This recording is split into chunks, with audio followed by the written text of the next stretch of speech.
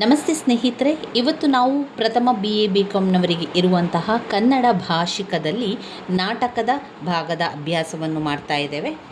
ಇವತ್ತು ನಾವು ತೆರೆಗಳು ನಾಟಕದ ಬಗ್ಗೆ ಸಂಪೂರ್ಣವಾಗಿ ತಿಳ್ಕೊಳ್ಳುವ.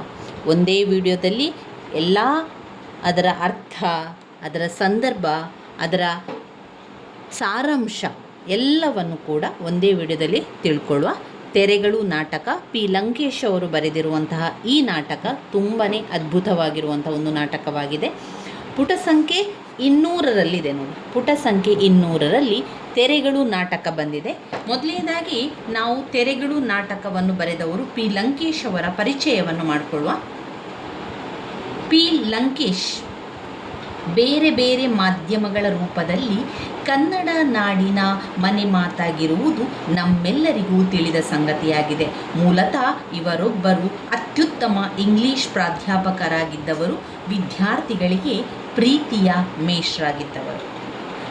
ಜೊತೆಗೆ ಸಾಹಿತ್ಯ ಚಟುವಟಿಕೆ ಮತ್ತು ಪತ್ರಿಕೋದ್ಯಮದಲ್ಲಿ ಬಹಳ ಎತ್ತರಕ್ಕೆ ಬೆಳೆದವರು.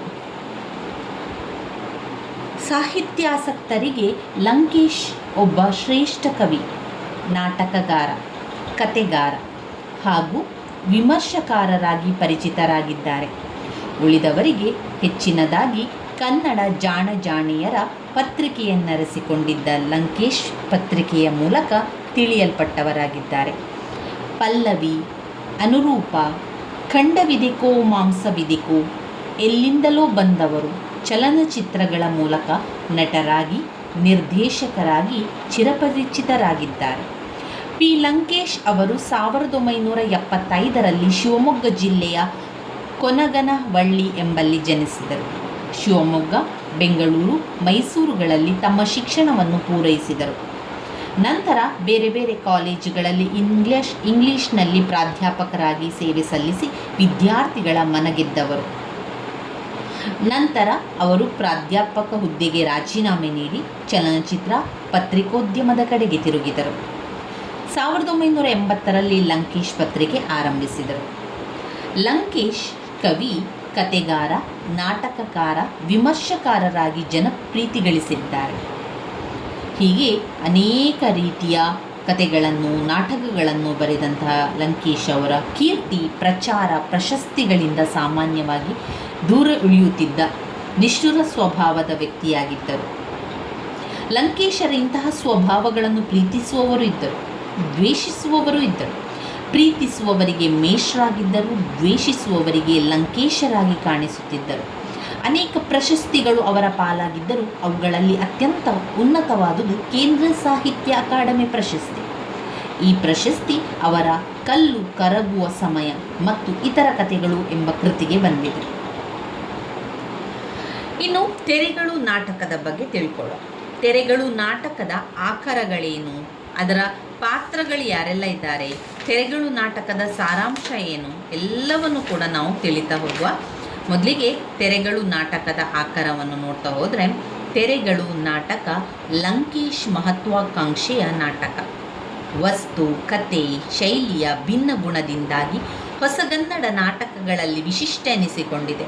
ನವೋದಯ ಮನೋಧರ್ಮದ ನಾಟಕಗಳು ಹುಲುಸಾಗಿ ಬೆಳೆದು ಸಾರ್ಥಕ ಫಲ ನೀಡಿ ಪುನರಾವರ್ತನೆಗೆ ಒಳಗಾಗುತ್ತಿದ್ದ ಕಾಲದಲ್ಲಿ ಆಧುನಿಕ ಕನ್ನಡ ನಾಟಕ ಹೊಸ ದಿಕ್ಕಿಗೆ ತಿರುಗುವ ಸಮಯದಲ್ಲಿ ತೆರೆಗಳು ರಚಿತವಾದವು. ಅಂದರೆ ನಾಟಕ ರಂಗದಲ್ಲಿ ನವೋದಯದ ಕಾಲ ಮುಗಿದು ನವ್ಯ ಆರಂಭವಾಗುವ ನಡುವಿನ ಕಾಲಘಟ್ಟದಲ್ಲಿ ಈ ಒಂದು ನಾಟಕ ರಚಿತವಾಗಿದೆ. ಆದ್ದರಿಂದಾಗಿ ಈ ನಾಟಕದ ಕತೆ, ವಸ್ತು, ರಚನಾ ಸ್ವರೂಪ, ಪಾತ್ರ ಮೊದಲಾದವುಗಳ ಸಾಂಪ್ರದಾಯಿಕ ಸಾಮಾನ್ಯ ನಾಟಕಗಳಂತಿಲ್ಲ. ನಿರ್ದಿಷ್ಟ ಕತೆ ಇಲ್ಲ. ಸಾಂಪ್ರದಾಯಿಕ ನಾಟಕಗಳಲ್ಲಿರುವಂತೆ ಪಾತ್ರ ಸಂಯೋಜನೆಯಾಗಲಿ, ದೃಶ್ಯ ನಿರ್ಮಾಣವಾಗಲಿ, ಆರಂಭ ಮತ್ತು ಬೆಳವಣಿಗೆಗಳಾಗಲಿ ಇಲ್ಲ. ಓದುಗ ಸಮಾಜಕ್ಕೆ ಒಂದು ಸಾಹಿತ್ಯ ಕೃತಿ ನೀಡಬಯಸುವ ಸಂದೇಶ ಕೂಡ ಸರಳವಾಗಿ ಗೋಚರಿಸುವುದಿಲ್ಲ. ಆದರೆ ಓದುಗರು ಮತ್ತು ವಿಮರ್ಶಕರಿಂದ ಚರ್ಚೆಗೊಳಗಾಗಿ ಮೆಚ್ಚುಗೆಗೆ ಪಾತ್ರವಾಗಿದೆ. ಇದಕ್ಕೆ ಮುಖ್ಯ ಕಾರಣ ಈ ನಾಟಕ ರಚಿತವಾದ ಕಾಲ ಮತ್ತು ಪ್ರಸ್ತುತದ ದೃಷ್ಟಿಯಿಂದಲೂ ಒಂದು ವಿಶಿಷ್ಟವಾದ ನವೀನ್ಯತೆಯನ್ನು ಕೂಡಿರುವುದು ಆಗಿದೆ. ಆದ್ದರಿಂದ ಈ ನಾಟಕದ ಕಥಾವಸ್ತು, ಇದರ ಆಶಯ, ಪಾತ್ರಚಿತ್ರಣ, ದೃಶ್ಯ ಸಂಯೋಜನೆ, ಶೈಲಿಯನ್ನು ವಿವರವಾಗಿ ಕೊಡಬಹುದು. ಒಬ್ಬ ವ್ಯಕ್ತಿ, ಆ ಒಂದು ನಾಟಕದಲ್ಲಿ ಒಬ್ಬ ವ್ಯಕ್ತಿ ಅಂತ ಇರ್ತಾನೆ. ಆರಂಭದಲ್ಲಿ ಇದರಲ್ಲಿ ತುಂಬ ಜನ ಇಲ್ಲ. ಈ ಒಂದು ನಾಟಕದಲ್ಲಿ ಇದರ ಪಾತ್ರದ ಬಗ್ಗೆ ನಿಮಗೆ ನಾನು ಹೇಳುವುದಾದರೆ, ತೆರೆಗಳು ಎನ್ನುವಂಥ ನಾಟಕದಲ್ಲಿ ಹೆಚ್ಚು ಜನ ಪಾತ್ರಧಾರಿಗಳೆಲ್ಲ. ಇದರಲ್ಲಿರುವಂಥದ್ದು ಒಬ್ಬ ವ್ಯಕ್ತಿ ಇರುವಂಥದ್ದು. ಇನ್ನುಳಿದಂತಹ ಮೂವರಿದಾರಲ್ಲ, ಅವರು ತನಿಖೆ ಮಾಡಲಿಕ್ಕೆ ಬಂದಂತಹ ತನಿಖಾಧಿಕಾರಿಗಳಾಗಿ 3 ವ್ಯಕ್ತಿಗಳು ಬರುವಂಥದ್ದು.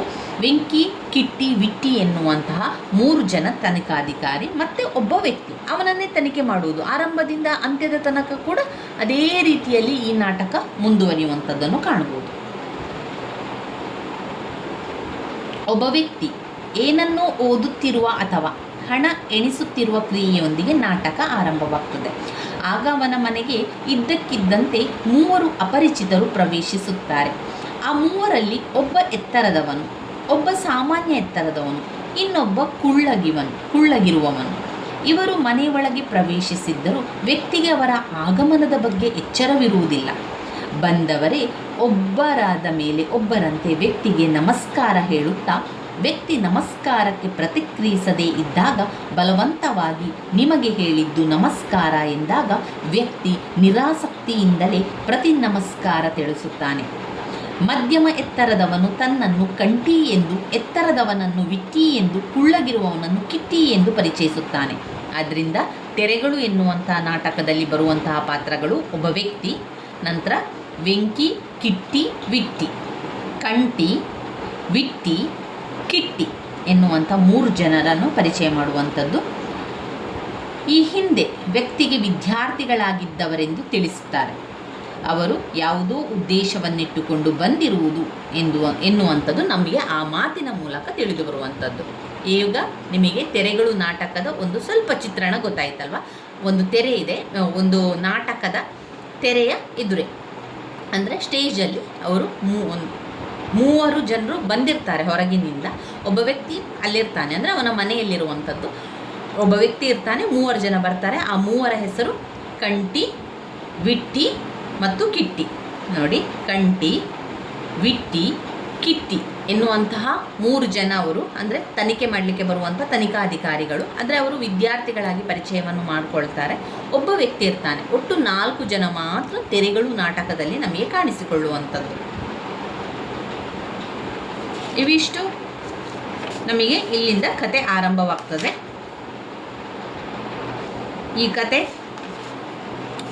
ಈ ಕತೆಯ ಪಾತ್ರಗಳನ್ನೊಮ್ಮೆ ನಿಮಗೆ ನಾನು ಹೇಳ್ತಾ ಹೋಗ್ತೇನೆ. ವ್ಯಕ್ತಿ ಅಂದರೆ ಯಾರು? ನಾನೀಗ ಒಬ್ಬ ವ್ಯಕ್ತಿಯ ಬಗ್ಗೆ ಹೇಳಿದೆ. ವ್ಯಕ್ತಿ ಒಂದು ಕಾಲದಲ್ಲಿ ಆದರ್ಶ ಉಪನ್ಯಾಸಕರಾಗಿದ್ದವರು, ಆದರೆ ಮಹತ್ವಾಕಾಂಕ್ಷೆ ಉಳ್ಳವನಾಗಿದ್ದವನು. ತನ್ನ ಆಸೆಗಳನ್ನು ಪೂರೈಸಿಕೊಳ್ಳಲು ಈ ಕೆಲಸ ಬಿಟ್ಟು ಬೇರೆ ಬೇರೆ ಅಡ್ಡ ಕೆಲಸಗಳಲ್ಲಿ ತೊಡಗುತ್ತಾನೆ. ಯಜಮಾನನನ್ನು ಕೊಂದು ಆ ಮನೆಗೆ ತಾನೇ ಯಜಮಾನನಾಗುತ್ತಾನೆ. ತಾನು ಮಾಡಿದ ಅಪರಾಧಗಳಿಂದ ತಪ್ಪಿಸಿಕೊಳ್ಳಲು ರಾಜಕಾರಣಿಗಳ ಸಹವಾಸವನ್ನು ಮಾಡುತ್ತಾನೆ. ಮೋಸದ ವ್ಯಾಪಾರ, ಬಡ್ಡಿ ವ್ಯವಹಾರ, ವ್ಯಭಿಚಾರದಂತಹ ಅನೈತಿಕ ಚಟುವಟಿಕೆಗಳಲ್ಲಿ ತೊಡಗಿಸಿಕೊಳ್ಳುತ್ತಾನೆ. ಈತನ ಅಪರಾಧವನ್ನು ಪತ್ತೆ ಹಚ್ಚಲು ಬರುವ ಆಗಂತಕರು ಈತನನ್ನು ಬಗೆ ಬಗೆಯ ಪ್ರಶ್ನೆಗಳ ಮೂಲಕ ಸಾವಿನ ಕುಣಿಕೆಯಲ್ಲಿ ಸಿಕ್ಕಿಸುತ್ತಾರೆ. ನಾಟಕದ ಕೊನೆಗೆ ಈತನ ಕೊರಳಿಗೆ ನೇಣು ಬೀಳುತ್ತದೆ. ವ್ಯಕ್ತಿ ನಾಟಕದಲ್ಲಿ ಒಬ್ಬ ಮನುಷ್ಯನಾಗಿ ಹಾಗೂ ಸಮಾಜದ ಕ್ರೂರ ಇತಿಹಾಸದ ಸಂಕೇತವಾಗಿ ಚಿತ್ರಿತನಾಗಿದ್ದಾನೆ.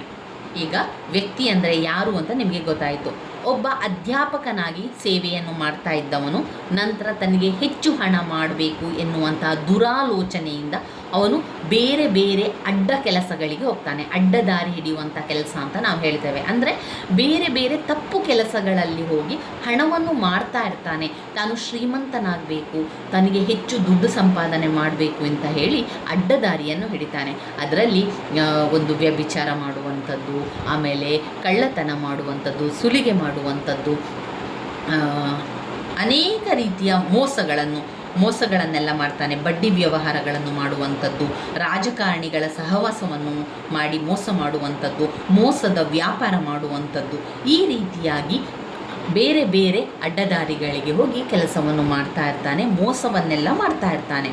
ಅಷ್ಟೇ ಅಲ್ಲದೆ ತಾನು ಒಬ್ಬರಲ್ಲಿ ಕೆಲಸಕ್ಕೆ ಸೇರಿಕೊಂಡು ಆ ಯಜಮಾನನನ್ನು ಕೊಂದು ತಾನೇ ಯಜಮಾನನಾಗಿ ಕೆಲಸವನ್ನು ಕೂಡ ಮಾಡ್ತಾ ಇರ್ತಾನೆ. ಇಂತಹ ಸಂದರ್ಭದಲ್ಲಿ ಏನಾಗ್ತದೆ, ಅವನನ್ನು ವಿಚಾರಣೆ ಮಾಡಲಿಕ್ಕೆ ಅಂತ 3 ಜನ ಬರ್ತಾರೆ.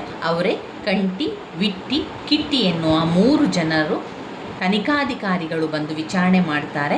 ಕೊನೆಯದಾಗಿ ಅವನಿಗೆ ಜೈಲು ಶಿಕ್ಷೆ, ನೇಣು ಶಿಕ್ಷೆ ಕೂಡ ಆಗ್ತದೆ. ಅವನ ಕೊರಳಿಗೆ ನೇಣು ಶಿಕ್ಷೆ ಕೂಡ ಆಗುವಂಥದ್ದು. ಯಾಕಂದರೆ ಅವನು ಕೊಲೆ ಮಾಡಿದ್ದಾನೆ, ತುಂಬ ಕೆಟ್ಟ ಕೆಲಸಗಳನ್ನು ಮಾಡಿದ್ದಾನೆ. ಆದ್ದರಿಂದ ಅವನಿಗೆ ನೇಣು ಬೀಳುವಂಥದ್ದು, ಅವನ ಕೊರಳಿಗೆ ನೇಣು ಕೂಡ ಬೀಳ್ತದೆ ಈ ಕಥೆಯಲ್ಲಿ, ತೆರೆಗಳು ನಾಟಕದಲ್ಲಿ. ಇನ್ನು ಈ 3 ಜನ ತನಿಖಾಧಿಕಾರಿ ಬಂದಿದ್ದಾರಲ್ವ, ಕಂಟಿ, ವಿಟ್ಟಿ, ಕಿಟ್ಟಿ. ಕಂಟಿ ಯಾರು, ವಿಟ್ಟಿ ಯಾರು, ಕಿಟ್ಟಿ ಯಾರು ಅಂತ ನಾವೀಗ ಪರಿಚಯವನ್ನು ಮಾಡಿಕೊಳ್ಳುವ. ಕಂಟಿ ಅಂದರೆ ಯಾರು? ವ್ಯಕ್ತಿಯ ಅಪರಾಧವನ್ನು ತನಿಖೆ ಮಾಡಲು ಬರುವ ಆಗಂತುಕರಲ್ಲಿ ಒಬ್ಬ. ಈತ ಎತ್ತರದಲ್ಲಿ ವಿಟ್ಟಿ ಮತ್ತು ಕಿಟ್ಟಿಯವರಿಗೆ ಮಧ್ಯಮದವನು. ಉಳಿದವರಿಗಿಂತ ಈತನ ಮಾತುಗಳು ಹೆಚ್ಚು ಸುಸಂಸ್ಕೃತ, ಮಾತು ಮತ್ತು ನಡವಳಿಕೆಯಲ್ಲಿ ನಾಗರಿಕರಂತೆ ಕಾಣುವಂಥದ್ದವನು ಕಂಟಿ. ವ್ಯಕ್ತಿಗೆ ತನ್ನ ಜೊತೆಗಾರರಾದ ವಿಟ್ಟಿ, ಕಿಟ್ಟಿಯನ್ನು ಪರಿಚಯ ಮಾಡುವಂಥದ್ದು ಕೂಡ ಕಂಟಿ ಸುಸಂಸ್ಕೃತ. ಅವನು ಒಳ್ಳೆಯ ಮಾತುಗಳನ್ನು ಆಡಬೇಕಾದ್ರೆ ಸುಸಂಸ್ಕೃತವಾಗಿ ಮಾತನಾಡ್ತಾನೆ. ಇವರಿಗೆ ಕ್ಯಾಪ್ಟನ್ ರೀತಿ ಕಂಡುಬರುವಂತಹ ಕಂಟಿ ಇಡೀ ತನಿಖೆಯನ್ನು ನಿಯಂತ್ರಣ ಮಾಡುವಂಥದ್ದು ಕಂಟಿ. ವಿವಿಧ ಪ್ರಶ್ನೆಗಳನ್ನು ಕೇಳುವ ಮೂಲಕ ವ್ಯಕ್ತಿಯ ಇತಿಹಾಸವನ್ನು ಹೊರತೆಗೆಯುವಲ್ಲಿ ಇವನ ಪಾತ್ರ ತುಂಬಾ ದೊಡ್ಡದು. ಈತ ಒಬ್ಬ ಜಾಣ ಪೊಲೀಸ್ ಅಧಿಕಾರಿಯಂತೆ, ವಕೀಲನಂತೆ ಕೂಡ ನಮಗೆ ಚಿತ್ರಿತನಾಗಿದ್ದಾನೆ. ಇನ್ನು ಬರುವಂತಹ ಪಾತ್ರ ವಿಟ್ಟಿ. ವಿಟ್ಟಿ ಅಂದರೆ ಕಂಟಿ ಮತ್ತು ಕಿಟ್ಟಿಯವರಿಗಿಂತ ಎತ್ತರದವನೇ ವಿಟ್ಟಿ. ರಂಗಶೆಟ್ಟರ ಜ್ಯೇಷ್ಠ ಪುತ್ರ, ಕಲಿಯುವುದರಲ್ಲಿ ದಡ್ಡ, ಎತ್ತರವಿದ್ದುದರಿಂದ ವಿದ್ಯಾರ್ಥಿಯಾಗಿದ್ದಾಗ ಇವನೇ ಬಾಗಿಲು ಬೋಲ್ಟ್ ತೆಗೆಯುತ್ತಿದ್ದದ್ದು. ಆದ್ದರಿಂದ ಇವನಿಗೆ ಬೋಲ್ಟ್ ಎಂದೇ ಹೆಸರು.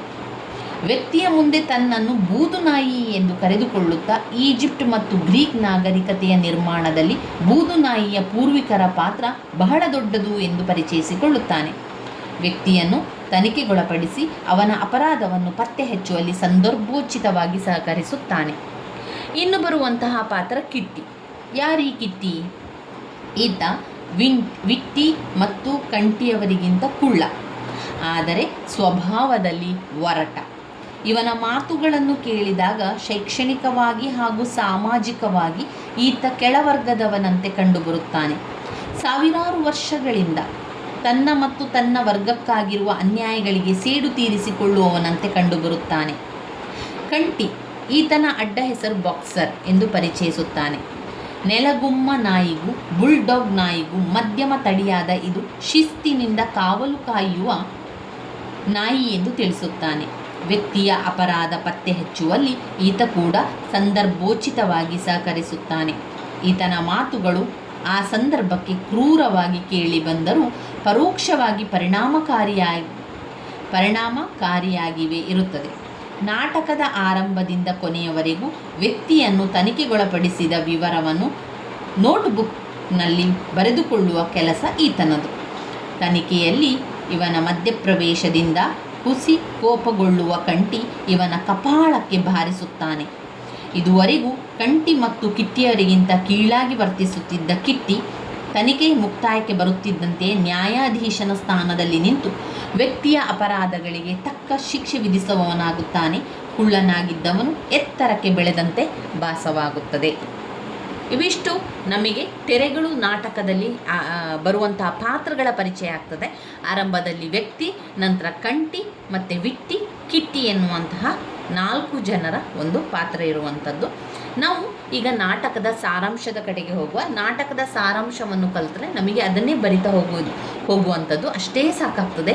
ಇನ್ನೂ ಹೆಚ್ಚಿನ ವಿವರಣೆಗಳು ಬೇಕು ಅಂದರೆ ಅದರಲ್ಲಿ ಅವರು ವಿಶ್ಲೇಷಣೆಯನ್ನು ಕೊಟ್ಟಿದ್ದಾರೆ, ನಾಟಕದ ವಿಶ್ಲೇಷಣೆಯನ್ನು ಕೊಟ್ಟಿದ್ದಾರೆ.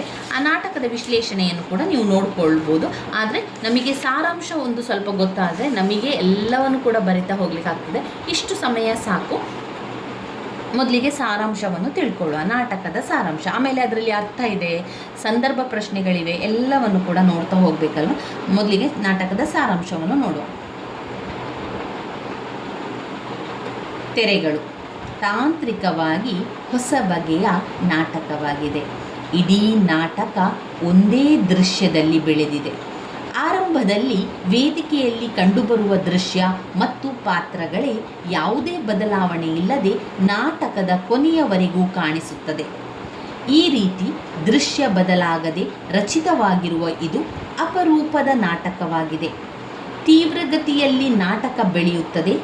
ಮೋಸಗಾರನಾದ ವ್ಯಕ್ತಿಯನ್ನು ವಿಚಾರಣೆಗೊಳಪಡಿಸುವುದು, ಸ್ವಲ್ಪ ತಡವಾದರೆ ಅಥವಾ ಮರೆಯಾದರೆ ಎಲ್ಲಿ ಆ ವ್ಯಕ್ತಿ ತಪ್ಪಿಸಿಕೊಳ್ಳಬಹುದೋ ಎಂಬ ರೀತಿಯ ತೀವ್ರ ಬೆಳವಣಿಗೆಯನ್ನು ಕೂಡ ಕಾಣುತ್ತೇವೆ. ಸಮಕಾಲೀನ ನಾಟಕಗಳಿಗೆ ಹೋಲಿಸಿದರೆ ಈ ತೀವ್ರತೆಯೇ ಒಂದು ಬಗೆಯ ವೈಶಿಷ್ಟ್ಯವನ್ನು ತಂದುಕೊಟ್ಟಿರುವುದು ತಿಳಿಯುತ್ತದೆ. ತೆರೆಗಳು ನಾಟಕದಲ್ಲಿ ದೃಶ್ಯಗಳ ಸಂಯೋಜನೆ ಇಲ್ಲದಿದ್ದರೂ, ಅಂದರೆ ಒಂದೇ ದೃಶ್ಯದ ನಾಟಕವಾದರೂ ಆ ದೃಶ್ಯದಲ್ಲಿಯೇ ಕೆಲವು ಸನ್ನಿವೇಶಗಳನ್ನು ತಂದಿರುವುದು ಗಮನಾರ್ಹವಾದುದು. ಇವುಗಳಲ್ಲಿ ಮೊದಲನೆಯದು ತರಗತಿಯ ಸನ್ನಿವೇಶ. ಈ ನಾಟಕದ ವ್ಯಕ್ತಿ ಒಂದು ಕಾಲದಲ್ಲಿ ಅಧ್ಯಾಪಕರಾಗಿ ತನ್ನ ಪಾಠದ ಮೂಲಕ ಆದರ್ಶಗಳನ್ನು ವಿದ್ಯಾರ್ಥಿಗಳಲ್ಲಿ ಬಿತ್ತುತ್ತಿದ್ದುದನ್ನು ಆಗಂತುಕರಾಗಿ ಬಂದವರು ಪರಿಚಯಿಸಿಕೊಳ್ಳುತ್ತಾರೆ. ಆದರೆ ಯಾವ ಊರಿನ ಕಾಲೇಜಿನಲ್ಲಿ ಎಂಬುದು ತಿಳಿಯುವುದಿಲ್ಲ. ಅಧ್ಯಾಪಕ ಮತ್ತು ವಿದ್ಯಾರ್ಥಿಗಳ ನಡುವೆ ಸೌಜನ್ಯ, ಗೌರವದ ಸಂಬಂಧವಿದ್ದರೆ ವಿದ್ಯಾರ್ಥಿಗಳೇ ತಮ್ಮ ಹೆಸರು, ಯಾವ ಊರಿನ ಕಾಲೇಜಿನಲ್ಲಿ ಅವರು ಪಾಠ ಹೇಳುತ್ತಿದ್ದರೆಂಬುದನ್ನು ಹೇಳಿಕೊಳ್ಳಬೇಕು. ಆದರೆ ಇಲ್ಲಿ ನೀವೇ ಹೇಳಿ, ಯಾವ ಊರಲ್ಲಿ ನೀವು ನಮಗೆ ಪಾಠ ಹೇಳುತ್ತಿದ್ದುದು ಎಂದು ಕೇಳುವುದು ಬಂದಿರುವ ಆಗಂತುಕರ ಒಳ ಉದ್ದೇಶವನ್ನು ಸೂಚಿಸುತ್ತದೆ. ವ್ಯಕ್ತಿ ಚಿಕ್ಕಮಗಳೂರು, ಶಿವಮೊಗ್ಗ ಮೊದಲಾಗಿ ನೆನಪಿಸಿಕೊಳ್ಳಲು ಮುಂದಾದಾಗ ಅಲ್ಲ ಎಂದು ನಿರಾಕರಿಸುತ್ತಾರೆ. ಅಂದರೆ ಆ ವ್ಯಕ್ತಿ ಮಾಡಿರುವ ಅನ್ಯಾಯಗಳನ್ನು ಅವನ ಬಾಯಿಯಿಂದಲೇ ಬಿಡಿಸಬೇಕೆಂಬ ಉದ್ದೇಶದಿಂದಲೇ ಪ್ರಶ್ನಿಸುತ್ತಾರೆ.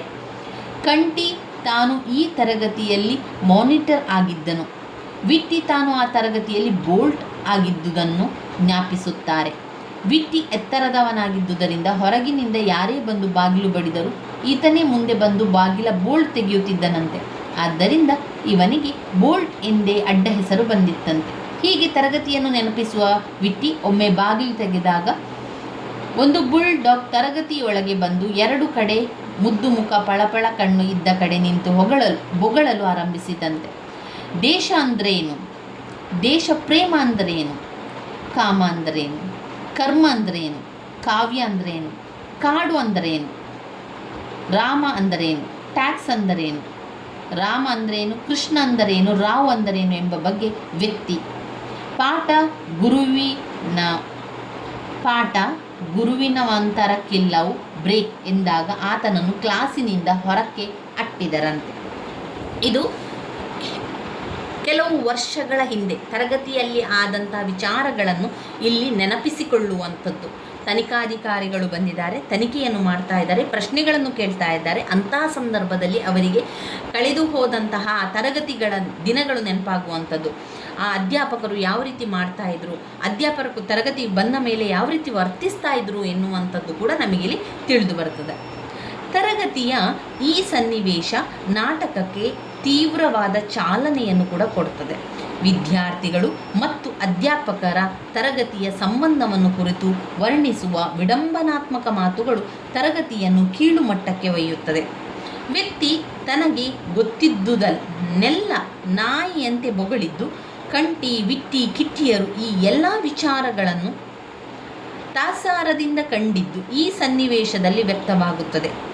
ಆದ್ದರಿಂದ ಈ ಸನ್ನಿವೇಶ ಆಗಿನ ತರಗತಿಯ ಸ್ಪಷ್ಟ ಚಿತ್ರಣವನ್ನು ಕೊಡುವುದರ ಜೊತೆಗೆ ವ್ಯಕ್ತಿ ಮತ್ತು ಆ ಮೂವರ ಸ್ವಭಾವವನ್ನು ಅನಾವರಣಗೊಳಿಸುತ್ತದೆ.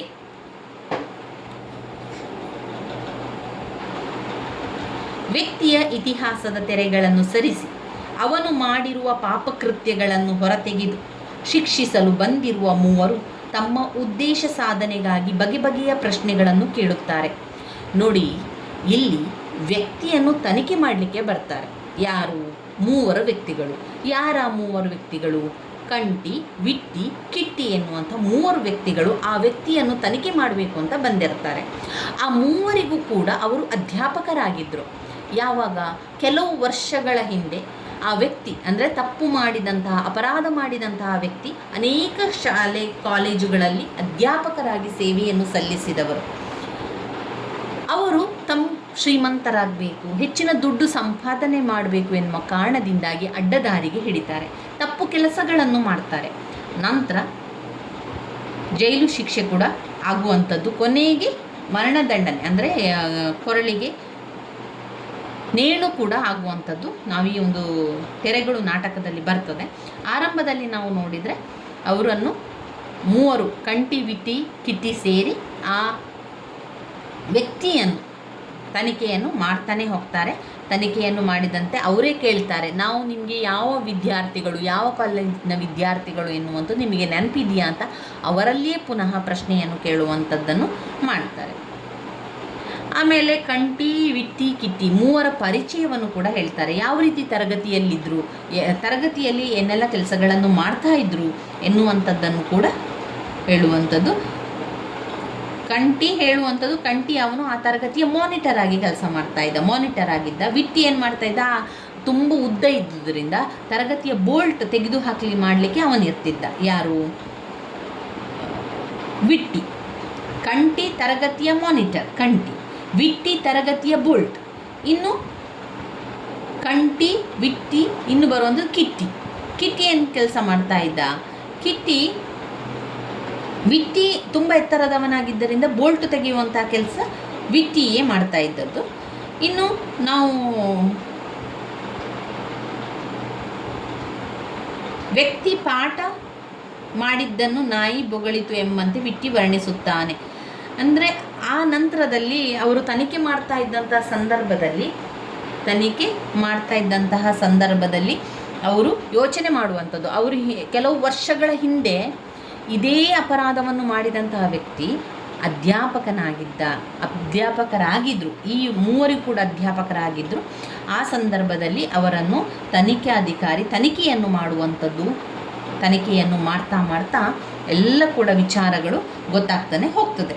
ನಾಯಿ ಬೊಗಳಿದ್ದು ಅಂತ ಹೇಳುವಂಥದ್ದು, ಅಧ್ಯಾಪಕರು ಬಂದು ಪಾಠ ಮಾಡಿದ ರೀತಿಯನ್ನು ನಾಯಿ ಬೊಗಳಿತು ಎಂದು ವ್ಯಂಗ್ಯವಾಗಿ ಇಲ್ಲಿ ಅವರು ಹೇಳುವಂಥದ್ದು.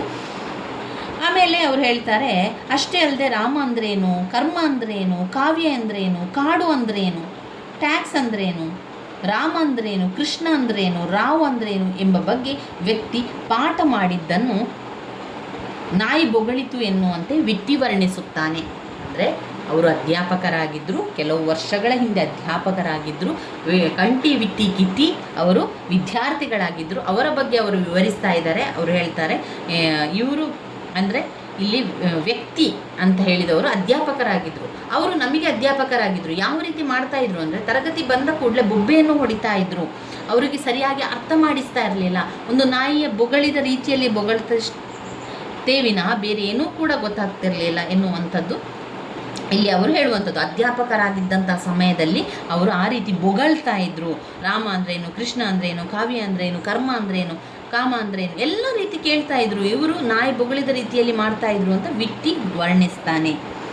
ತರಗತಿಯ ಈ ಸನ್ನಿವೇಶ ನಾಟಕಕ್ಕೆ ತೀವ್ರವಾದ ಚಾಲನೆಯನ್ನು ಕೊಡುತ್ತದೆ. ಅಷ್ಟೇ ಅಲ್ಲದೆ ವಿದ್ಯಾರ್ಥಿಗಳು ಮತ್ತು ಅಧ್ಯಾಪಕರ ತರಗತಿಯ ಸಂಬಂಧವನ್ನು ಕುರಿತು ವರ್ಣಿಸುವ ವಿಡಂಬನಾತ್ಮಕ ಮಾತುಗಳು, ತರಗತಿಯನ್ನು ಕೀಳು ಮಟ್ಟಕ್ಕೆ ಒಯ್ಯುವಂಥದ್ದು, ವ್ಯಕ್ತಿ ತನಗೆ ಗೊತ್ತಿದ್ದುದನ್ನೆಲ್ಲ ನಾಯಿಯಂತೆ ಬೊಗಳಿದ್ದು, ಕಂಟಿ ವಿಟ್ಟಿ ಕಿಟ್ಟಿ ಈ ಎಲ್ಲ ವಿಚಾರಗಳನ್ನು ತಾತ್ಸಾರದಿಂದ ಕಂಡಿದ್ದುದು ಈ ಸನ್ನಿವೇಶದಲ್ಲಿ ವ್ಯಕ್ತವಾಗ್ತದೆ. ಆದ್ದರಿಂದ ಈ ಸನ್ನಿವೇಶ ಈಗಿನ ತರಗತಿಯ ಸ್ಪಷ್ಟ ಚಿತ್ರವನ್ನು ಕೊಡುವುದರ ಜೊತೆಗೆ ವ್ಯಕ್ತಿ ಮತ್ತು ಆ ಮೂವರ ಸ್ವಭಾವವನ್ನು ಕೂಡ ಇಲ್ಲಿ ಅನಾವರಣಗೊಳಿಸುವಂಥದ್ದು. ವ್ಯಕ್ತಿಯ ಇತಿಹಾಸದ ತೆರೆಗಳನ್ನು ಸರಿಸಿ. ಇನ್ನು ಸರಿ, ಇಷ್ಟ ಆಯಿತು, ಅಧ್ಯಾಪಕರಾಗಿದ್ದರು, ಅವರು ಈ ರೀತಿ ಮಾಡ್ತಾ ಇದ್ರು ಪಾಠ ಎಲ್ಲ ಸರಿ. ಇನ್ನು ಬರುವಂಥ ವಿಚಾರ ಏನು? ವ್ಯಕ್ತಿ ಪಾಪಕೃತ್ಯಗಳನ್ನು ಹೊರತೆಗೆದು ಶಿಕ್ಷಿಸಲು ಬಂದಿರುವ ವ್ಯಕ್ತಿಯ ಪಾಪಕೃತ್ಯವನ್ನು ಹೊರತೆಗೆದು ಶಿಕ್ಷಿಸಲು ಬಂದಿರುವ ಮೂರು ತಮ್ಮ ಉದ್ದೇಶ ಸಾಧನೆಗಾಗಿ ಬಗೆ ಬಗೆಯ ಪ್ರಶ್ನೆಗಳನ್ನು ಕೇಳುತ್ತಾರೆ. ಮಾನಸಿಕವಾಗಿ ಆತನನ್ನು ಹಿಂಬಾಲಿಸುತ್ತಾರೆ, ಒಮ್ಮೊಮ್ಮೆ ದೈಹಿಕವಾಗಿಯೂ ಶಿಕ್ಷಿಸುತ್ತಾರೆ. ವ್ಯಕ್ತಿಯನ್ನು ಅನೇಕ ಪ್ರಶ್ನೆಗಳನ್ನು ಕೇಳುವ ಮೂಲಕ ಅವನಿಂದಲೇ ಅವನು ನಡೆದು ಬಂದ ದಾರಿಯನ್ನು ಬಾಯಿಬಿಡಿಸುತ್ತಾರೆ. ಅಂದರೆ ಅಪರಾಧಿ ಸ್ಥಾನದಲ್ಲಿ ನಿಲ್ಲಿಸ್ತಾರೆ. ಇದುವರೆಗೂ ತಮ್ಮ ಕುಬ್ಜತನದಿಂದ ಹಾಗೂ ಒರಟು ಭಾಷೆಯಿಂದ ಅನಾಗರಿಕನೂ ಕ್ರೂರನೂ ಆಗಿ ಕಾಣುತ್ತಿದ್ದಂತಹ ಕಿಟ್ಟಿ ಅಲ್ಲಿದ್ದ ಟೇಬಲ್ನ ಮೇಲೆ ಸುತ್ತಿಗೆಯಿಂದ ನ್ಯಾಯಾಧೀಶನ ಒಂದು ಕತ್ತಿನಲ್ಲಿ ಕುಟ್ಟುತ್ತಾನೆ. ಕತ್ತಿನಲ್ಲಿ ಇದರಿಂದಾಗಿ ಇಡೀ ವಾತಾವರಣಕ್ಕೆ ಒಂದು ರೀತಿಯ ಕೀಳು ನ್ಯಾಯಾಧೀಶನ ಗತ್ತಿನಲ್ಲಿ ಅವನಿಗೆ ಅಂದರೆ ಸುತ್ತಿಗೆಯನ್ನು ತಗೊಂಡು ಈಗ ಅವನಲ್ಲಿ ವಿಚಾರಣೆ ಮಾಡ್ತಾ ಇದ್ದಾನೆ. ವಿಚಾರಣೆ ಮಾಡ್ತಾ ಇರುವಂಥ ಸಂದರ್ಭದಲ್ಲಿ ಏನು ಮಾಡೋದು, ಟೇಬಲಿಗೆ ಕುಟ್ಟುವಂಥದ್ದು, ಈ ರೀತಿಯಾಗಿ ಗತ್ತಿನಲ್ಲಿ ಕುಟ್ಟುವಂಥದ್ದು. ಕತ್ತಿನಲ್ಲಿ ಅಲ್ಲದು, ಗತ್ತಿನಲ್ಲಿ, ಗತ್ತು, ನ್ಯಾಯಾಧೀಶನ ಗತ್ತಿನಲ್ಲಿ ಒಂದು ಕುಟ್ಟುತ್ತಾನೆ. ಇದರಿಂದ ಏನಾಗ್ತದೆ, ಇಡೀ ವಾತಾವರಣಕ್ಕೆ ಏನನ್ನಿಸ್ತದೆ, ಒಂದು ರೀತಿಯ ಕೀಳು ನ್ಯಾಯಾಲಯದ ಶೈಲಿ ಕಂಡು ಬರ್ತದೆ. ಕಂಠಿ ವಿಟ್ಟಿಯರು ವಕೀಲರಂತೆ, ವ್ಯಕ್ತಿ ಅಪರಾಧಿಯಂತೆ ಅವರವರಿಗೆ ತಕ್ಕ ಸ್ಥಾನದಲ್ಲಿ ನಿಲ್ಲುತ್ತಾರೆ. ಕಿಟ್ಟಿ ನ್ಯಾಯಾಧೀಶನ ಸ್ಥಾನದಲ್ಲಿದ್ದು ವ್ಯಕ್ತಿಯನ್ನು ನೀನಿನ್ನು ಹೊರಟೋಗ್ಬೋದು ಅಂತ ಕಾಣಿಸ್ತೈತಿ. ಅದಕ್ಕೆ ಮುಂಚೆ ಇಲ್ಲಿ ಹೇಳೋದು ಏನಾರಾಯ್ತೋ ಎನ್ನುವಂಥದ್ದು. ವ್ಯಕ್ತಿ ಹೊರಡಲು ಮುಂದಾದಾಗ ವಿಟ್ಟಿ ತಡೆದು ನಿಲ್ಲಿಸಿ ವಿಕಟವಾಗಿ ನಗುವನು. ಕಂಠಿ ಹೇಳ್ತಾನೆ, ಹೋಗೋಕೆ ಮುಂಚೆ ಕೊನೆಯ ಆಸೆ ಅಂತ ನೀನು ಹೇಳು. ಆಯಿತು, ನಿನ್ನ ಕೊನೆಯ ದಿನ ಬಂತು, ನಿನಗೆ ಕೊರಳಿಗೆ ನೇಣನ್ನು ಹಾಕುವಂಥ ದಿನ ಬಂತು, ನಿನ್ನ ಕೊನೆಯ ಆಸೆ ಏನಿದೆ ಅದನ್ನು ಹೇಳು. ಕೊನೆಯ ಆಸೆಯನ್ನು ಈಡೇರಿಸಬೇಕು, ಆದ್ದರಿಂದ ಕೊನೆಯ ಆಸೆ ಏನು ಅಂತ ಕೇಳ್ತಾರೆ.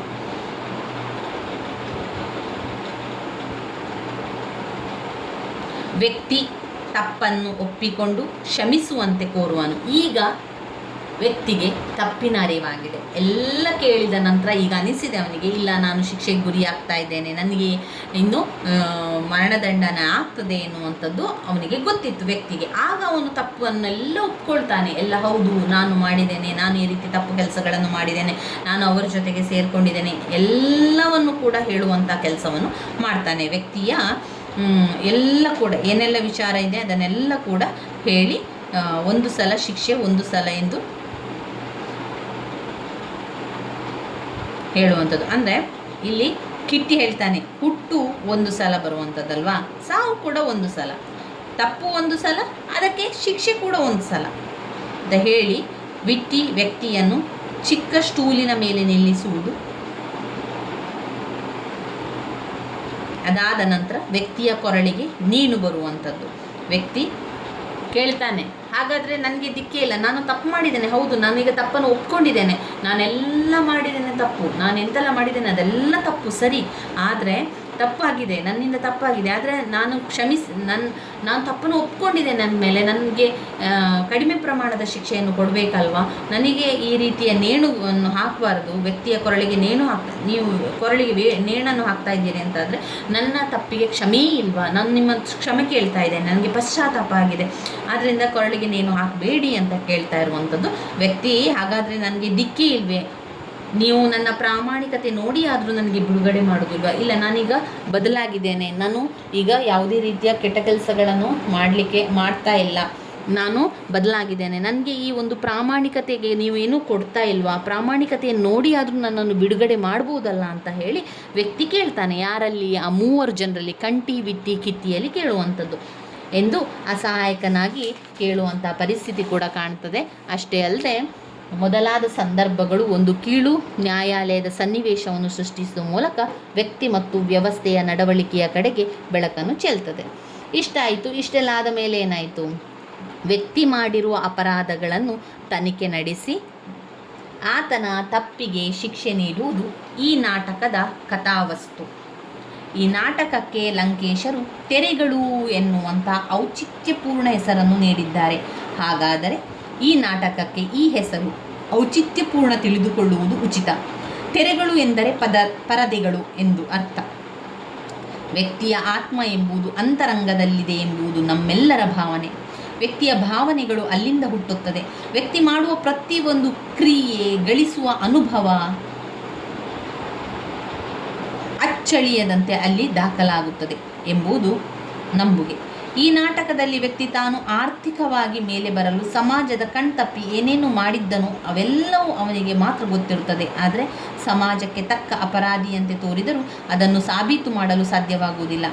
ಆತ ಮಾಡಿರುವ ಯಜಮಾನನ ಕೊಲೆ, ವ್ಯಭಿಚಾರ, ವ್ಯಾಪಾರ, ಮೋಸದ ವ್ಯಾಪಾರ, ವಂಚನೆ ಮೊದಲಾದವುಗಳಿಗೆ ಸಂಬಂಧಿಸಿ ಸತ್ಯಗಳು ನಾಟಕದಲ್ಲಿ ಅವನ ಮಾತುಗಳಲ್ಲಿ ಹಂತ ಹಂತವಾಗಿ ತೆರೆಯಾಗಿ ಅವನು ಎಲ್ಲವನ್ನು ಕೂಡ ಹೇಳ್ತಾನೆ, ಬಿಚ್ಚಿಕೊಳ್ತಾ ಹೋಗ್ತಾನೆ. ಇನ್ನೊಂದು ಕಡೆ ತನಿಖೆದಾರರು ಬಂದ 3 ಕೂಡ ನೈಜ ಸ್ವಭಾವಗಳು ಕೂಡ, ಅಂದರೆ ಇತರ ಕೃತಕ ವಿನಯ, ನೈಜ ಕ್ರೌರ್ಯಗಳನ್ನು ತೆರೆದುಕೊಳ್ಳುತ್ತದೆ. ಹೀಗೆ ವ್ಯಕ್ತಿ ಮತ್ತು ಸಮಾಜದ ನೈಜ ಸ್ವಭಾವ ಮತ್ತು ಸಮಸ್ಯೆಗಳನ್ನು ಅದರ ಪದರವಾಗಿ ಬಿಚ್ಚಿ ತೋರಿಸುವುದರಿಂದ ಈ ನಾಟಕಕ್ಕೆ ತೆರೆಗಳು ಎಂಬ ಹೆಸರನ್ನು ಕೊಡುವಂಥದ್ದು.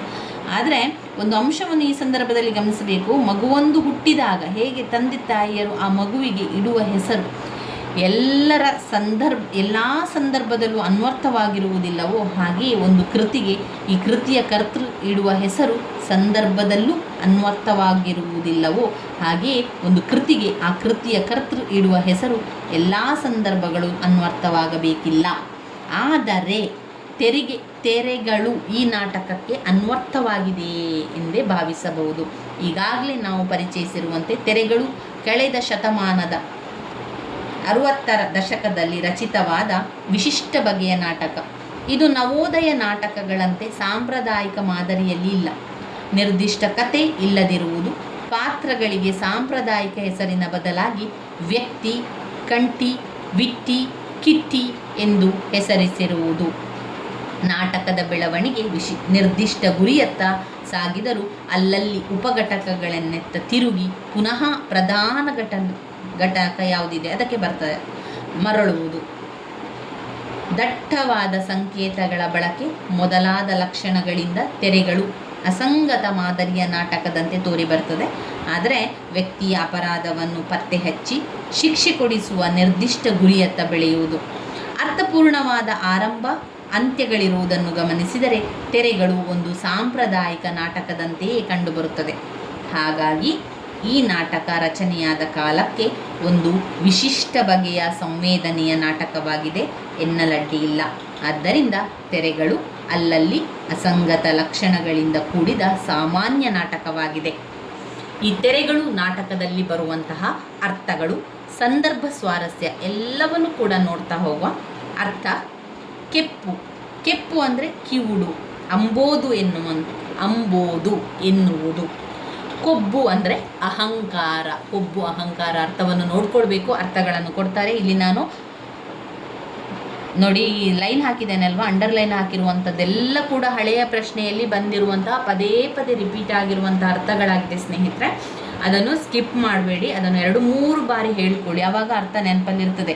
ಕೂನಿ ಕೊಲೆ, ಕೂನಿ ಕೊಲೆ, ಕೂನಿ ಕೊಲೆ, ಈ ರೀತಿಯಾಗಿ 2-3 ಬಾರಿ ಆ ಅರ್ಥವನ್ನು ಹೇಳಿದ ತಕ್ಷಣ ನಿಮಗೆ ಅದೇನಾಗ್ತದೆ, ಮನಸ್ಸಲ್ಲಿ ಉಳಿತದೆ. ಕೂನಿ ಅಂದರೆ ಕೊಲೆ, ಸೈರಣೆ ಸಹನೆ, ಗೂನ ಒದೆ, ಕೂನಿ ಅಂದರೆ ಕೊಲೆ, ಪಗಾರ ಅಂದರೆ ಸಂಬಳ, ಪಗಾರ ಕೊಡುವಂಥದ್ದು, ಸಂಬಳ ಕೊಡುವಂಥದ್ದು, ಪಗಾರ ಸಂಬಳ.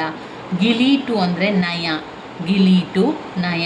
ಹಂದರ ಚಪ್ಪರ, ಹಂದರ ಹಾಕುವಂಥದ್ದು ಅಂದರೆ ನಾವು ಚಪ್ಪರ ಹಾಕ್ತೇವಲ್ಲ, ಚಪ್ಪರ ಹಾಕುವುದಕ್ಕೆ ಹಂದರ ಹಾಕುವಂಥದ್ದು ಅಂತ ಹೇಳುವಂಥದ್ದು. ಅದರಿಂದ ಹಂದರ ಅಂದರೆ ಚಪ್ಪರ.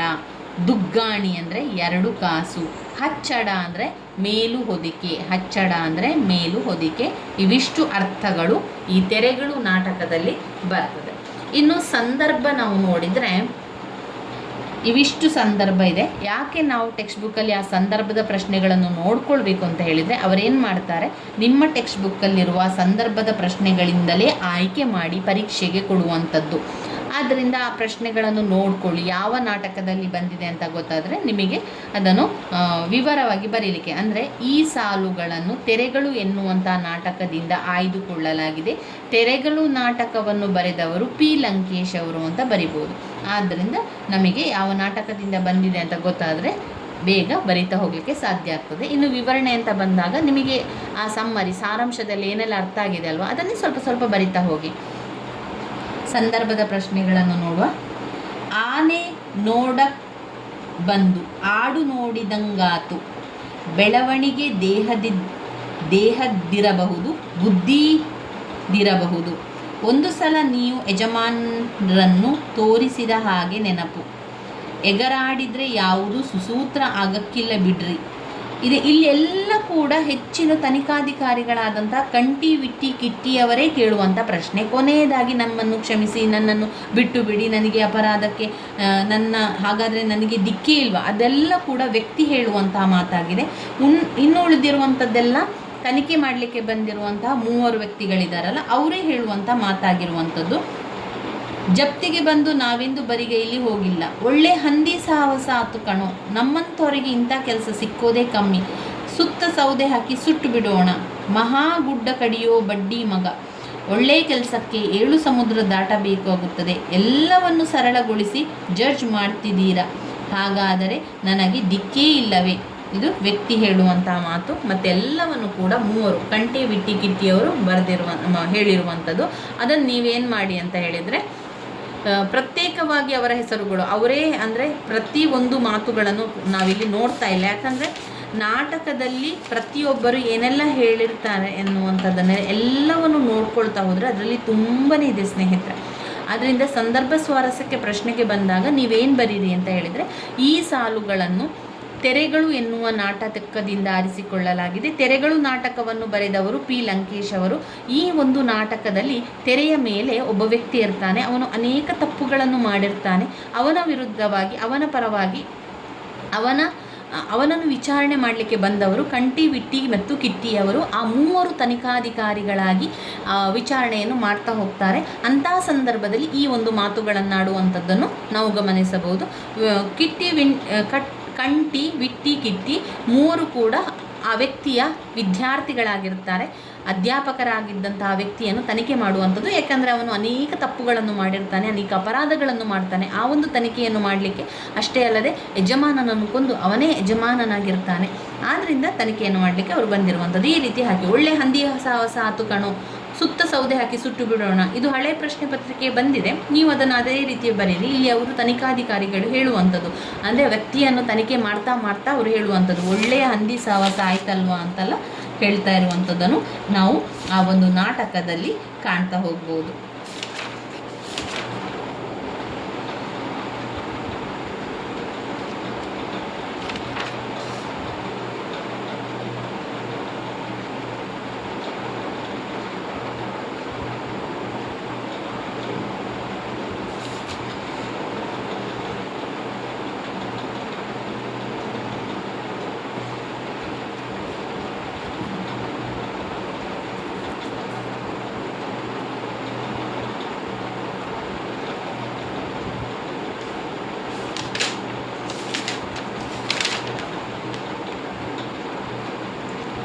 ಇವಿಷ್ಟು ಸಂದರ್ಭ ಪ್ರಶ್ನೆಗಳಾಯಿತು. ಇನ್ನು ಪ್ರಶ್ನೆಗಳು ಅಂತ ಬಂದಾಗ, ಪ್ರಶ್ನೆಗಳನ್ನು ನೀವು ಅಂದರೆ ಎಲ್ಲ ಪ್ರಶ್ನೆ ಕೂಡ ಬೇರೆ ಬೇರೆ ಉತ್ತರವನ್ನು ಬರೆಯುವಂಥದ್ದಲ್ಲ. ಈಗ ನೀವು ನಾಟಕದಲ್ಲಿ, ಈಗ ತೆರೆಗಳು ನಾಟಕದಿಂದ ಯಾವುದೇ ಪ್ರಶ್ನೆ ಬಂದರೂ ಕೂಡ ನೀವು ಸಂಪೂರ್ಣ ಸಾರಾಂಶವನ್ನು ಬರಿತಾ ಹೋಗಬೇಕು.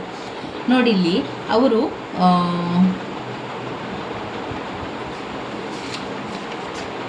ಇಲ್ಲಿ ಪ್ರಶ್ನೆ ಮತ್ತು ಉತ್ತರವನ್ನು ಕೊಟ್ಟಿದ್ದಾರೆ. ನಾನು ನಿಮಗೆ ಸ್ವಲ್ಪ ಅದನ್ನು ನಿಮಗೆ ತಿಳಿಸ್ತಾ ಹೋಗ್ತೇನೆ. ನೋಡಿ, ಬೋಲ್ಟ್ ಎಂಬುದು ಯಾರ ಹೆಸರು, ಹಾಗೆನ್ನಲು ಕಾರಣವೇನು ಅಂತ ಕೇಳಿದ್ದಾರೆ. ಬೋಲ್ಟ್ ಎಂಬುದು ವಿಟ್ಟಿಯ ಹೆಸರು. ಈತ ಉಳಿದವರಿಗಿಂತ ಎತ್ತರವಿದ್ದು ತರಗತಿಗೆ ಯಾರಾದರೂ ಬರಲು ಬಾಗಿಲು ಬಡಿದರೆ ತಕ್ಷಣ ಹೋಗಿ ಬೋಲ್ಟ್ ತೆಗೆಯುತ್ತಿದ್ದ. ಪದೇ ಪದೇ ವಿಟ್ಟಿ ಈ ಕೆಲಸ ಮಾಡುತ್ತಿದ್ದರಿಂದ ವಿಟ್ಟಿಗೆ ಬೋಲ್ಟ್ ಎಂಬ ಅಡ್ಡ ಹೆಸರು ಬರ್ತದೆ. ಇಲ್ಲಿ ಅವರು ಚಿಕ್ಕ ಚಿಕ್ಕ ಪ್ರಶ್ನೆಗಳನ್ನು ಕೇಳಿದ್ದಾರೆ ನೋಡಿ. ಆ ಪ್ರಶ್ನೆಗಳಿಗೆಲ್ಲ ಇಲ್ಲಿ ಉತ್ತರವನ್ನು ಕೊಟ್ಟಿದ್ದಾರೆ. ನಮಗೆ ಅಷ್ಟು ಸಾಕಾಗುವುದಿಲ್ಲ, ಹಾಗೆ ನಮಗೆ ಆ ರೀತಿಯ ಪ್ರಶ್ನೆಗಳನ್ನು ಅವರು ಕೇಳುವುದಿಲ್ಲ. ಅವರು ಏನು ಮಾಡ್ತಾರೆ ಅಂದರೆ, ತೆರೆಗಳು ನಾಟಕದ ವೈಶಿಷ್ಟ್ಯ ಮಹತ್ವವನ್ನು ತಿಳಿಸಿ. ನೋಡಿ, ಈ ರೀತಿಯ ದೊಡ್ಡ ದೊಡ್ಡ ಪ್ರಶ್ನೆಗಳನ್ನು ಕೇಳ್ತಾರೆ ವಿನಃ ಅವರು ಚಿಕ್ಕ ಚಿಕ್ಕದಾದಂತಹ ಪ್ರಶ್ನೆಗಳು ಕೇಳುವಂಥದ್ದಲ್ಲ. ಇಲ್ಲಿ ಅವರು ನಮಗೆ, ನೀವು ಪ್ರಶ್ನೆ ಪತ್ರಿಕೆಗಳನ್ನು ನೋಡಿರ್ಬೋದು, ನಾಟಕ ಭಾಗದಿಂದ ಪ್ರಶ್ನೆಗಳು ಬರುವಾಗ ತೆರೆಗಳು ನಾಟಕದ ವಿಶಿಷ್ಟತೆಯನ್ನು ತಿಳಿಸಿ ಅಥವಾ ತೆರೆಗಳು ನಾಟಕದ ಮಹತ್ವವನ್ನು ತಿಳಿಸಿ ಅಂತ ಕೇಳ್ತಾರಲ್ವ. ಆವಾಗ ನಾವೇನು ಮಾಡಬೇಕು, ಈ ಸಂಪೂರ್ಣ ಸಾರಾಂಶವನ್ನು, ಇದರಲ್ಲಿ ನೋಡಿ ಸಾರಾಂಶ ಇದೆಯಲ್ಲ, ತೆರೆಗಳು ನಾಟಕದ ಸಾರಾಂಶವನ್ನು ಸಂಪೂರ್ಣವಾಗಿ ಬರಿತಾ ಹೋಗಬೇಕು. ನಾನು ಇದನ್ನು ಶಾರ್ಟ್ಸಲ್ಲಿ ಕೂಡ ಹಾಕಿರ್ತೇನೆ, ನಿಮಗೆ ಬೇಕು ಅಂತಾದರೆ ಆ ಸಾರಾಂಶವನ್ನು ಬರ್ಕೊಳ್ಳಿ. ನಿಮಗೆ ಇಷ್ಟು ಕತೆ ಸರಿಯಾಗಿ ಅರ್ಥ ಆಯಿತು ಅಂತಾದರೆ ನಿಮಗೆ ಅದನ್ನೇ ಬರಿತಾ ಹೋದರೆ ಆಯಿತು. 3 ತನಿಖಾಧಿಕಾರಿಗಳು, ಒಬ್ಬ ವ್ಯಕ್ತಿ, ಅವನ ಬಗ್ಗೆ ವಿಚಾರಣೆ ಮಾಡುವಂಥದ್ದು, ತನಿಖೆ ಮಾಡುವಂಥದ್ದು. ಅವನಲ್ಲಿ ಬೇರೆ ಬೇರೆ ರೀತಿಯ ಪ್ರಶ್ನೆಗಳನ್ನು ಕೇಳ್ತಾ ಅವರು ಬೈತಾನೆ ಹೋಗ್ತಾರೆ. ಕೆಲವೊಂದು ವಿಚಾರಗಳಿಗೆ ಆ 3 ವ್ಯಕ್ತಿಗಳು ಆ ವ್ಯಕ್ತಿಗೆ ಬೈತಾರೆ. ಅಷ್ಟೇ ಅಲ್ಲದೆ ಮೊದಲನೆಯ ಸಮಯದಲ್ಲಿ, ಅಂದರೆ ಅವತ್ತು ಆ ವ್ಯಕ್ತಿ ಅಧ್ಯಾಪಕರಾಗಿದ್ದಂಥವರು ಅನೇಕ ವಿದ್ಯಾರ್ಥಿಗಳಿಗೆ ಪಾಠವನ್ನು ಮಾಡಿ ತನ್ನ ದುರಾಸೆಯಿಂದ ಹೆಚ್ಚು ಹಣ ಗಳಿಸಬೇಕು ಎಂಬ ಕಾರಣದಿಂದಾಗಿ ಮೋಸ, ವಂಚನೆ, ವ್ಯಭಿಚಾರ, ಅಪರಾಧ, ಅನೇಕ ರೀತಿಯ ವ್ಯಭಿಚಾರಗಳನ್ನು, ಮೋಸಗಳನ್ನು, ವಂಚನೆಗಳನ್ನು, ಮೋಸದ ವ್ಯಾಪಾರ, ಈ ರೀತಿಯ ಕೆಟ್ಟ ಕೆಲಸಗಳನ್ನು ಮಾಡಿ ಅವನು ಮೇಲೆ ಬರುವಂಥದ್ದು. ಕೊನೆಯದಾಗಿ ಅವನು ಸಿಕ್ಕಿ ಬೀಳ್ತಾನೆ ಮತ್ತು ಅವನಿಗೆ ಮರಣದಂಡನೆ ಅಂದರೆ ಕೊರಳಿಗೆ ನೇಣು ಕೂಡ ಬೀಳುವಂಥದ್ದು ಒಂದು ಕಥೆಯಾಗಿರುವಂಥದ್ದು ಈ ತೆರೆಗಳು ನಾಟಕ.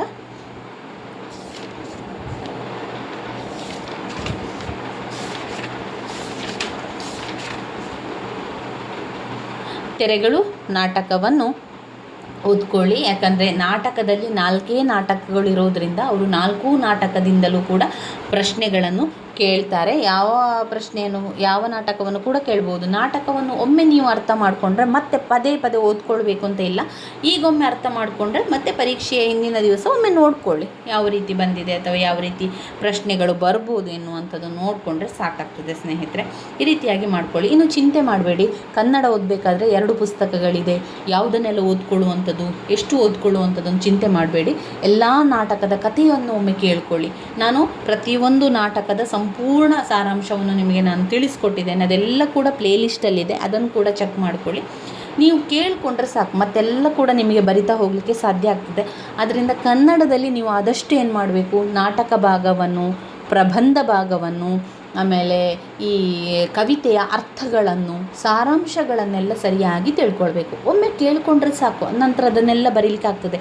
ನಿಮಗೆ ಯಾವ ರೀತಿ ಅರ್ಥ ಆಗಿದೆ ಅದೇ ರೀತಿಯಲ್ಲಿ ಬರಿತಾ ಹೋಗುವಂಥದ್ದು. ಒಮ್ಮೆ ಆ ವಿಷಯ ಏನು, ನಾಟಕದ ಒಳಗೆ, ಆ ಕಥೆಯ ಒಳಗೆ, ಆ ಪ್ರಬಂಧದ ಒಳಗೆ ಯಾವ ವಿಚಾರ ಬಂದಿದೆ, ಅಲ್ಲಿ ಬರುವಂತಹ ಪಾತ್ರಗಳು ಯಾರು, ಪಾತ್ರದ ಹೆಸರು ಕೂಡ ನಿಮಗೆ ಸ್ವಲ್ಪ ಗೊತ್ತಿರಬೇಕು. ಹಾಗೆ ನಾಟಕ ಆದರೆ ನಾಟಕದ ಹೆಸರು ಮತ್ತು ನಾಟಕದ ಲೇಖಕರ ಹೆಸರು ಕೂಡ ನಿಮಗೆ ಗೊತ್ತಿರಬೇಕು. ಅದನ್ನೊಂದು ಸರಿಯಾಗಿ ಕಲಿತುಕೊಳ್ಳಿ.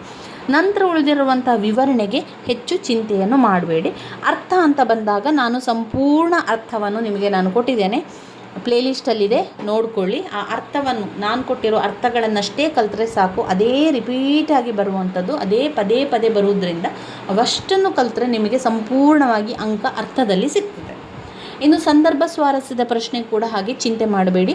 ನೀವು ಕವಿತೆಯ ಸಾರಾಂಶ, ಎಲ್ಲ ಕವಿತೆಯ ಸಾರಾಂಶವನ್ನು ತಿಳ್ಕೊಂಡ್ರೆ, ನಾಟಕದ ಸಾರಾಂಶವನ್ನು ತಿಳ್ಕೊಂಡ್ರೆ ನಿಮಗೆ ಯಾವ ಲೈನ್ ಕೊಟ್ಟರು ನಿಮಗೆ ಅದರಲ್ಲಿ ತಕ್ಷಣ ಗೊತ್ತಾಗ್ತದೆ. ಇದು ಯಾವುದರಿಂದ ಬಂದಿದೆ, ಯಾವ ನಾಟಕದಿಂದ ಕೊಟ್ಟಿದ್ದಾರೆ, ಯಾವ ಕವಿತೆಯಿಂದ ಕೊಟ್ಟಿದ್ದಾರೆ ಎನ್ನುವಂಥದ್ದು ತಕ್ಷಣ ಗೊತ್ತಾಗ್ತದೆ. ಯಾವಾಗ ನೀವು ಸಾರಾಂಶವನ್ನು ಸರಿಯಾಗಿ ಕಲಿತಾಗ, ಸಾರಾಂಶ ನಿಮಗೆ ಸರಿಯಾಗಿ ಗೊತ್ತಿದೆ ಅಂತಾದರೆ ಅದನ್ನು ಬರಲಿಕ್ಕೆ ಏನೂ ಕಷ್ಟ ಆಗೋದಿಲ್ಲ. ಆದಷ್ಟು ಸಮಯವನ್ನು ನೀವು ಎಲ್ಲವನ್ನು ಕೂಡ ಓದ್ತಾ ಇವತ್ತಿನಿಂದಲೂ ಆದರೂ ಕೂಡ ಓದಲಿಕ್ಕೆ ಆರಂಭ ಮಾಡಿ ಸ್ನೇಹಿತರೆ. ನನ್ನ ವೀಡಿಯೋಸ್ ಎಲ್ಲ ನಿಮಗೆ ಇಷ್ಟ ಆಗ್ತಾ ಇದ್ದರೆ ಲೈಕ್ ಕೊಡಿ, ಶೇರ್ ಮಾಡಿ, ಸಬ್ಸ್ಕ್ರೈಬ್ ಮಾಡಲಿಕ್ಕೆ ಮರಿಬೇಡಿ. ಧನ್ಯವಾದಗಳು.